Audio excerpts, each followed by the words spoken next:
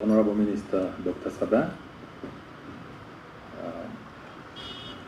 First, congratulations for being appointed the new Minister of Health, but also, although he's not here, Dr. Ivan, I want to congratulate him as well for being Thank you.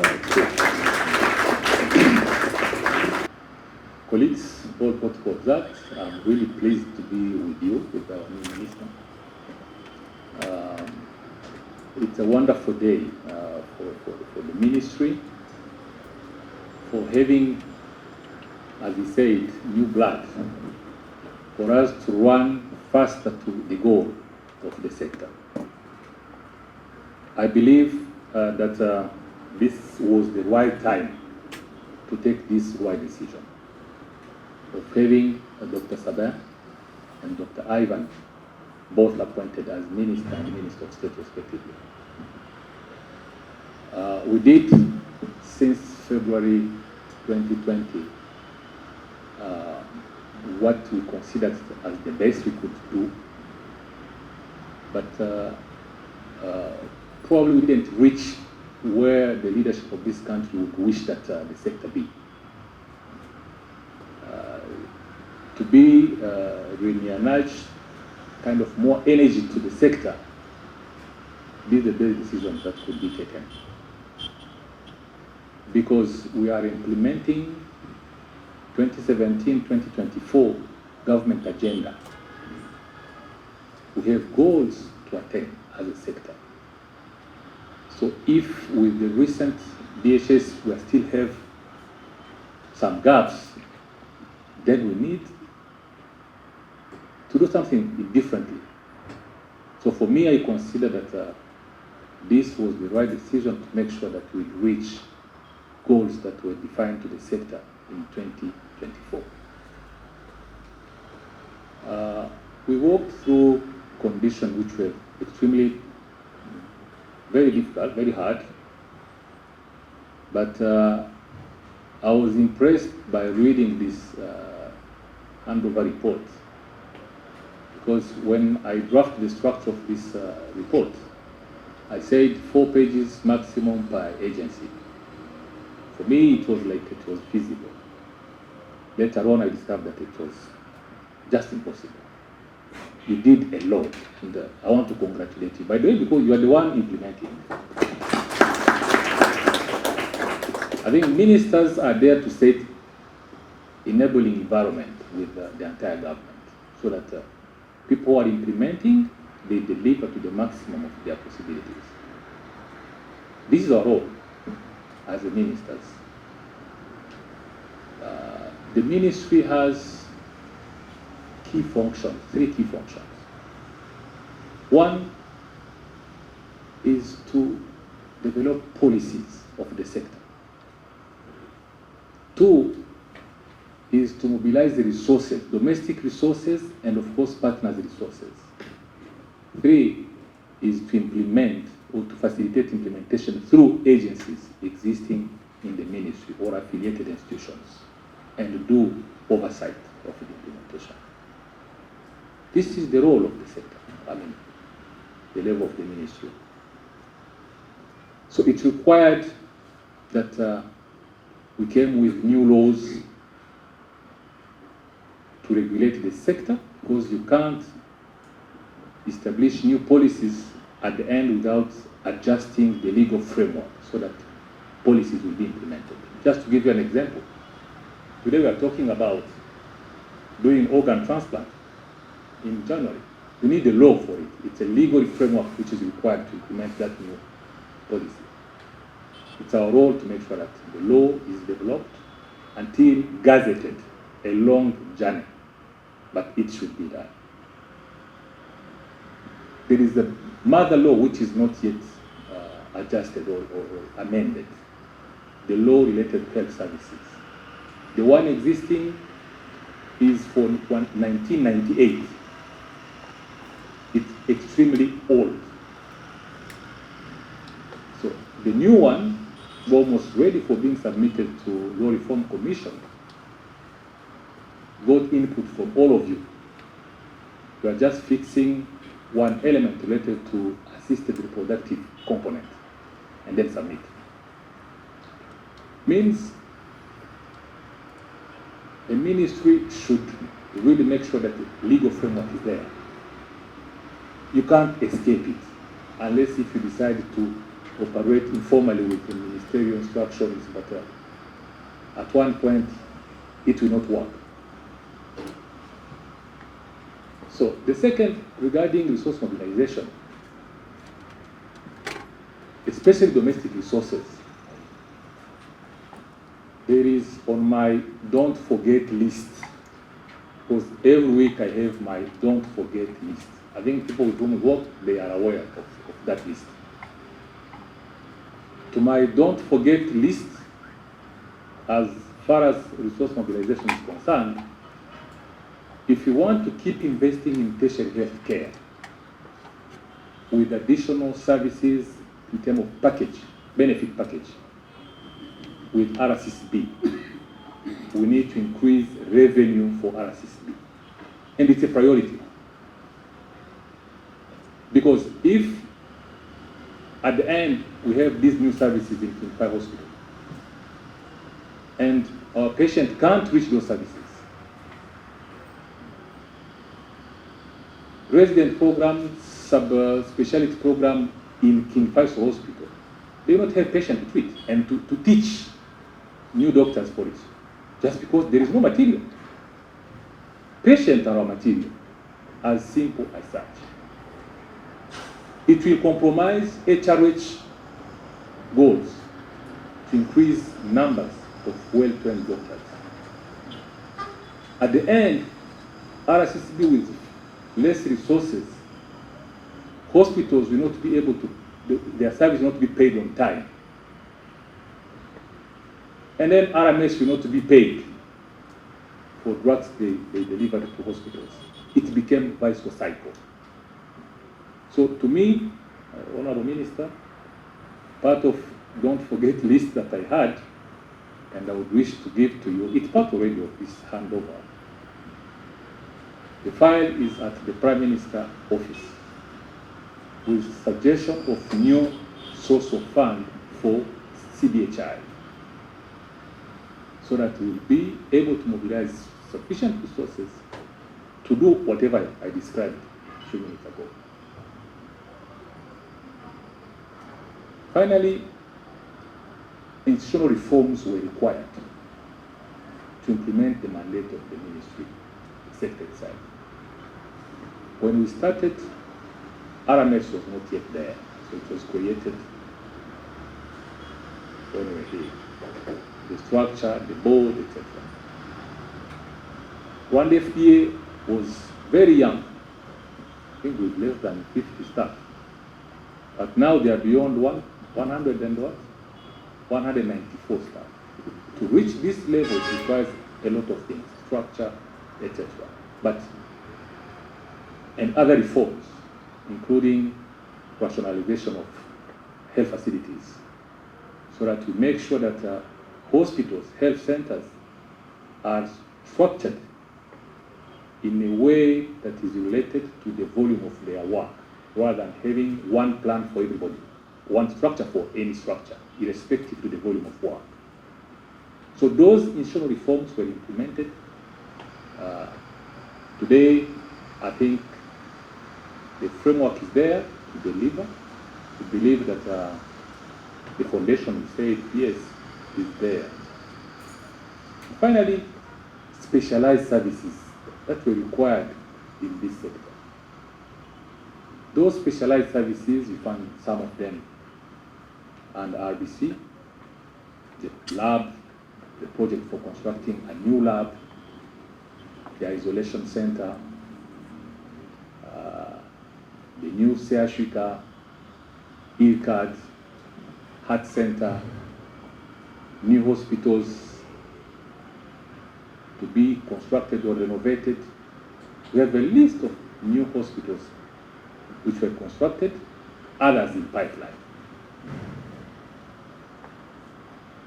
I think those institutional reforms are needed. I forget Rwanda Military Hospital, a new one, to come also. So those institutional reforms are required. And the last that I would wish to recommend to Honorable Minister is the establishment of Health Facility Accreditation Agency. If you want to be a medical hub in this region, with all investment that we are doing in infrastructure, equipment, human resources, etc., to deliver high quality services, we need an independent body to assess and certify the quality of services that are given in any public and private health facility. We can't be doing it here in the Ministry of Health, setting norms and standards and assessing those standards ourselves. It's just conflict of interest. I believe the day we create that agency, this ministry will completely change its face. It will be achieving full mandate of the sector. Because if you read the goal of this ministry, is quality of services to the population. How can you ensure quality of service to the population when you are the one doing everything? Just imagine if in financial matters, we don't have Office of Auditor General. We have only internal auditors in different sectors. To give you an example of how this agency is extremely important. So I want to say that if by coming years we are able to, while working with partners, and some partners are really willing to help us to set this agency. If we are able to set this agency, it will be a strong achievement for the sector, and really in the pipeline, in alignment with the vision and the mission which was given to this sector by His Excellency, the President of the Republic. There are things I said here when I started in this role as a model for me and for my colleague, Minister Munga. I said 3C. For those who are here, they remember. 1C is coordination. You can't deliver without being coordinated. And we work with different actors. Here in the ministry, out of the ministry, you have a lot of actors. So you need to build skills for being coordinated in whatever we are doing.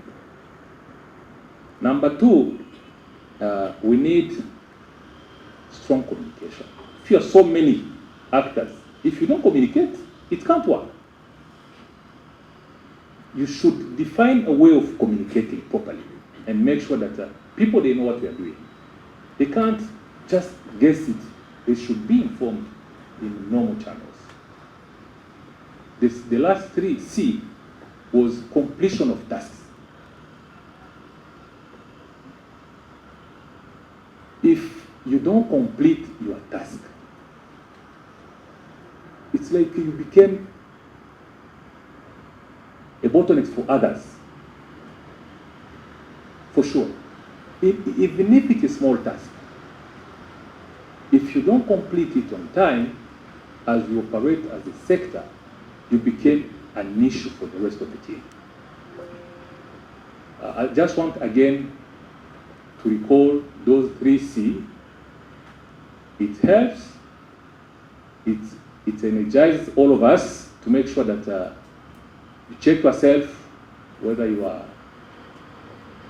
whatever you are doing, you communicate properly, you coordinate all stakeholders who are involved in that action. You are not isolated yourself and ignore the rest, and you deliver. By the way, when you complete your task, you deliver. I think we spent 1 year with deliverology science.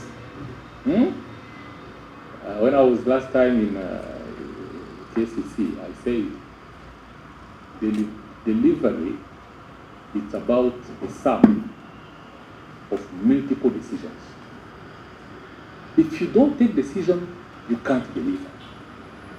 And when you delay to take decision, you delay to deliver. I'm convinced that if we keep that mindset, although hardships with COVID, Ebola, and others, we will deliver. And the proof is this book, full of what you did as achievement in all your agencies and in the ministry. So I want to express my gratitude to His Excellency the President of the Republic, who gave me the chance of having the country at this high position. I started in the Ministry of Health in '95, in September. So I ended 2 days ago, 3 days ago, at the highest position of the sector. What can I ask again? Nothing. I'm just a blessed and happy man. Thank you so much.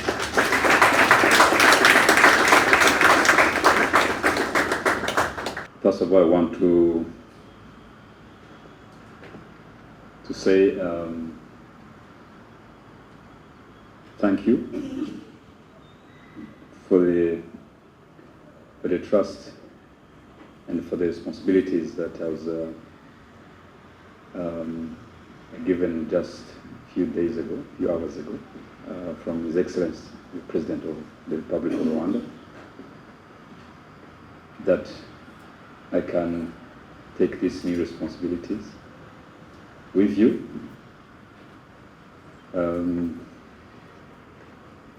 The outgoing Minister, Dr. Daniel, has said most of what it requires to deliver and to move things from A to B.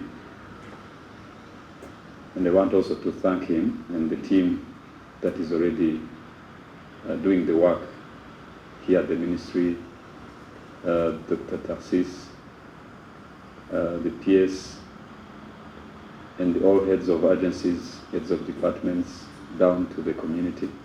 The work that you've been leading, the work we've been also doing together, because I'm not coming from agriculture sector, so I've been here in this sector. So thank you so much for what you achieved. And again, congratulations for the achievements and the service you provided to this sector and to this country. Number two is to highlight the importance of this sector. As His Excellency mentioned yesterday, the health sector is a pillar of the life of a country, the economy. So if we perform as a health sector, our role will definitely impact the overall country's development. So that is very important for all of us. And it's just a reminder that we have a big role to play for Rwandans, for this country.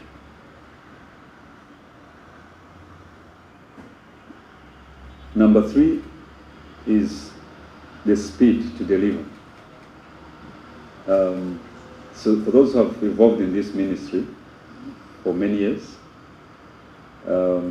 we've been seeing changes and different speeds and focus. And it's always interesting to see how every time we see the results after a kind of marathon, and at the end we celebrate what is achieved, but still we have many journey and kilometers to run. So the speed is changing, of course, but I trust that this team can keep the run until we say that we have taken our country from this level to another level, focusing on our own offices and tasks. That I'm sure will guide on most of our plannings, our ways of working. We already see that in hospitals. Robotics are coming, digital medicine, digital epidemiology, even at the community health worker level. They're using smartphones. Maybe tomorrow they'll be using visual ways of seeing patients. So we should be ready for that.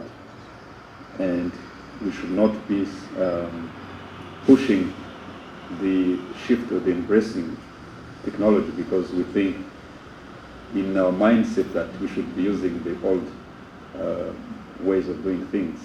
Is the more you delay to move into technology, the more it will be impossible for you to run behind, because it's so rapid, it's so evolving and changing that we need to be up to speed, and it's for everyone.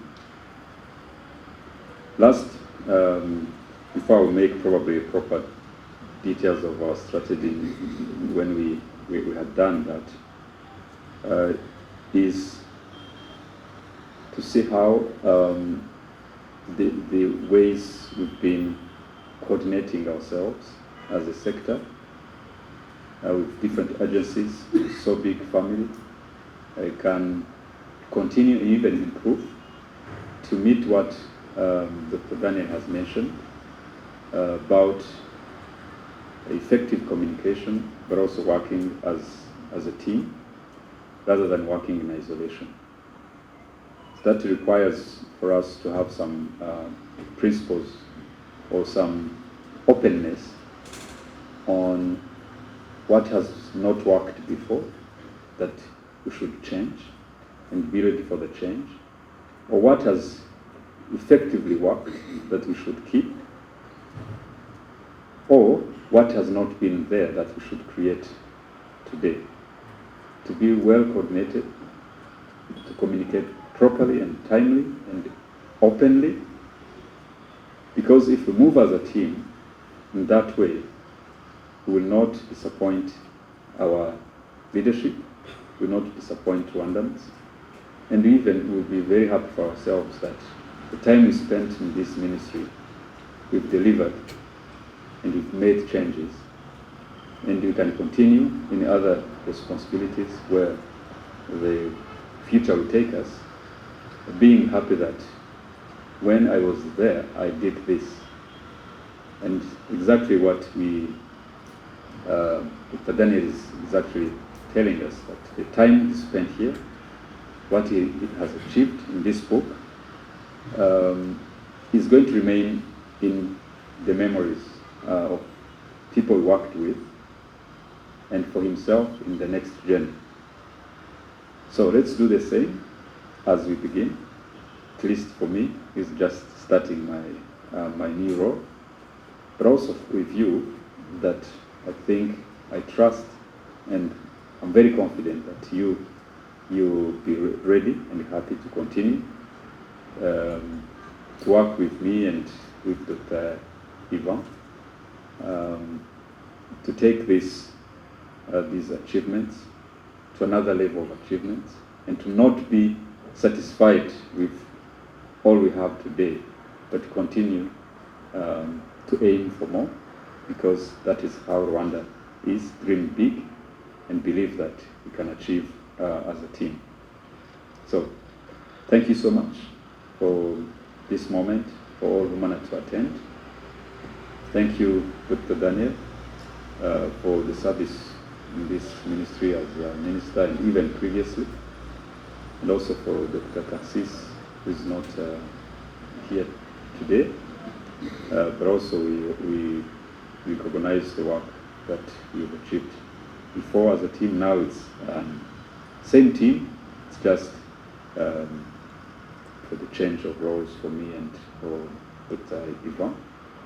Tubisabiye ko mwazadufasha gusoza izi nshingano zikomeye twahawe,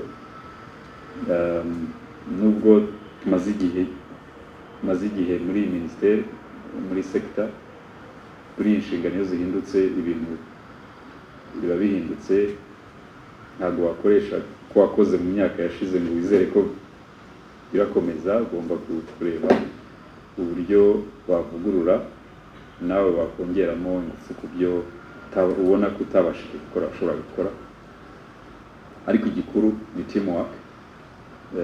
Mwese nagira ngo rwose mbisabire, yaba ari minisita urangije inshingano ze uyu munsi, yaba ari Minister of State nawe uzakora handover mu minsi mike, namwe tugiye gutangira gukomezanya urugendo.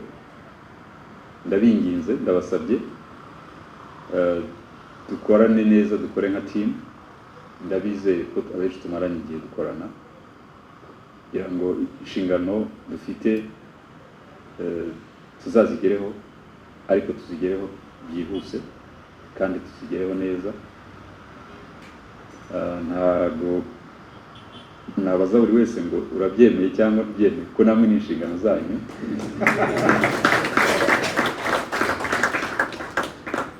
Yes, arakoze ahise byoroshya.